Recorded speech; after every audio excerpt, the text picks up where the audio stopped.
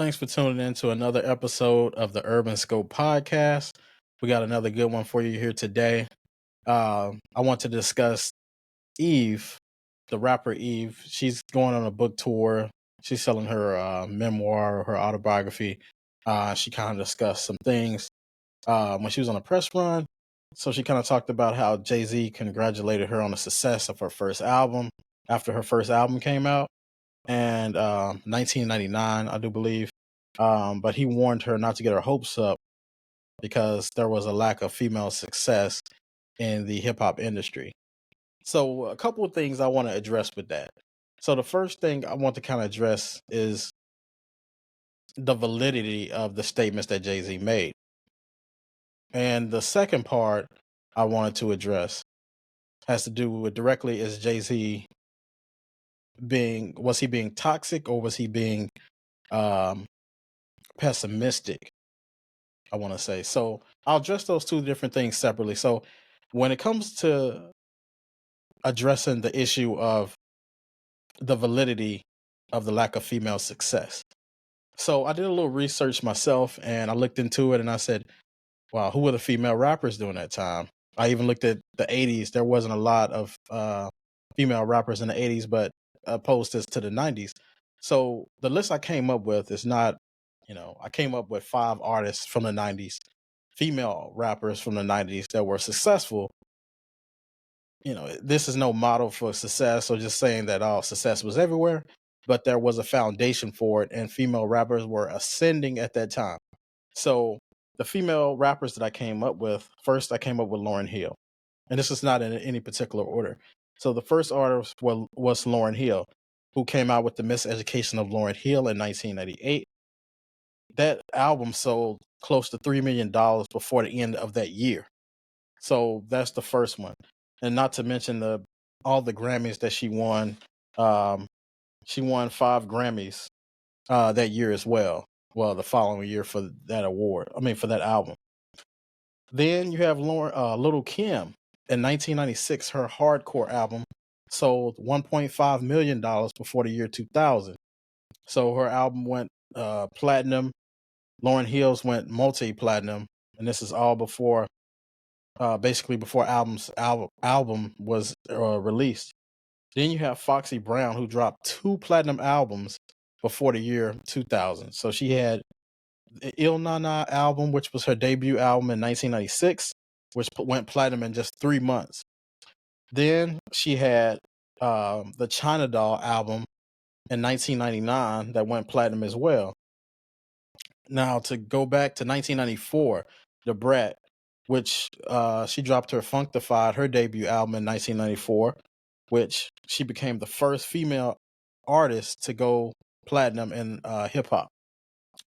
Then, of course, you have Missy Elliott, who dropped Super Duper Fly, which was her album from 1997 that went platinum. And she dropped an album called The Real World, and that was top 10 on the billboards. I couldn't find the actual sales on that one, but she went top 10 on the billboards for that one. So as you can see from the list that I provided, female artists were ascending.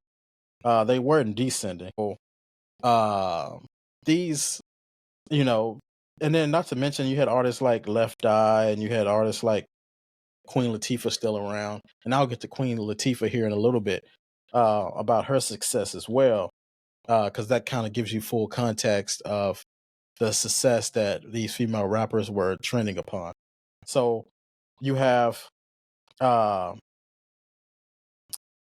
Queen Latifah in the 1980s, right? She was the first female rapper to perform at the Super Bowl in 1998.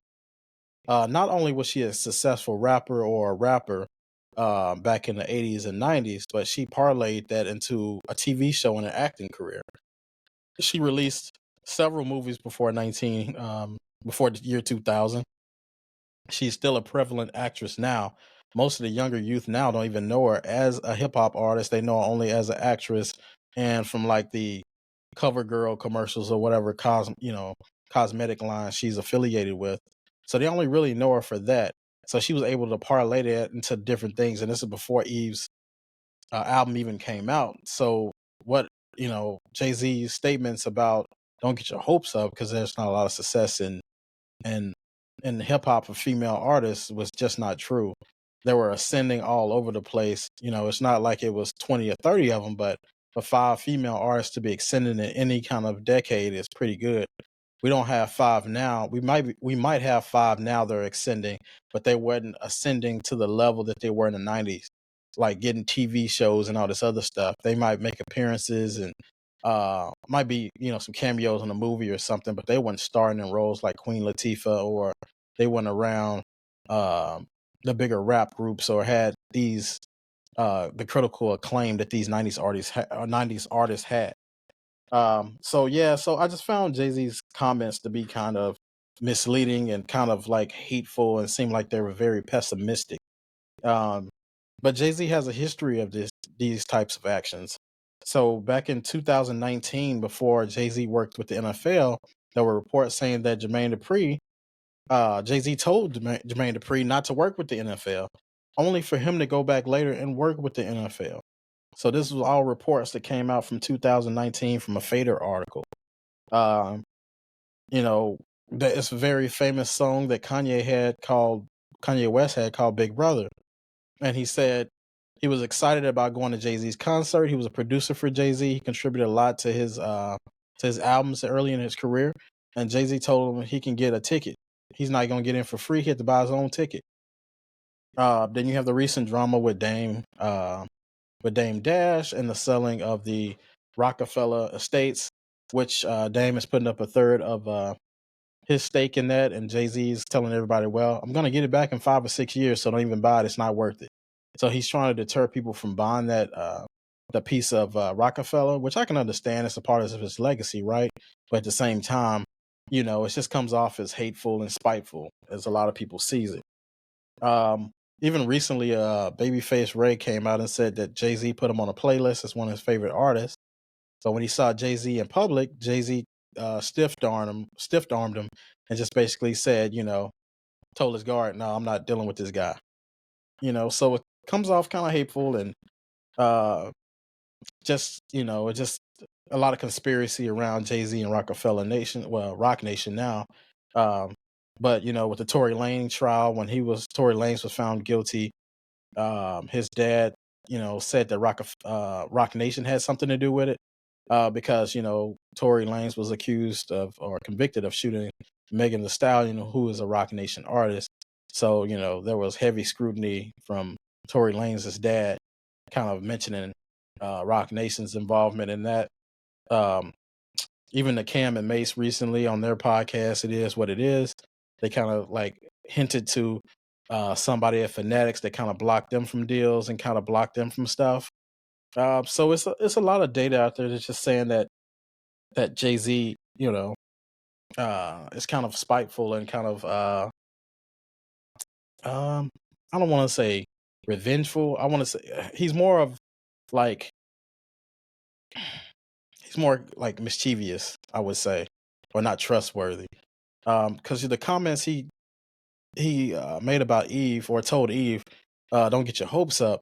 This was right after Lauryn Hill's 5 Grammy wins, which, like, with that momentum and that kind of ascension, you would think more people would be more optimistic. And maybe people were optimistic. Maybe Jay-Z just had an ulterior motive for telling her not to get her hopes up. Maybe he was just thinking from a standpoint of, let me kind of try to like set her, try to get her hopes down, and maybe she won't, come to the game as hard. Because he was affiliated with Foxy Brown during the time, who was a competitor. So maybe it was ultimate there. So, just tell me, what do you think about, Jay-Z's comments and about the ascension of the hip hop female artists during that time, and what do you think about it? So thanks for tuning in to the Urban Scope podcast. Thanks for tuning in.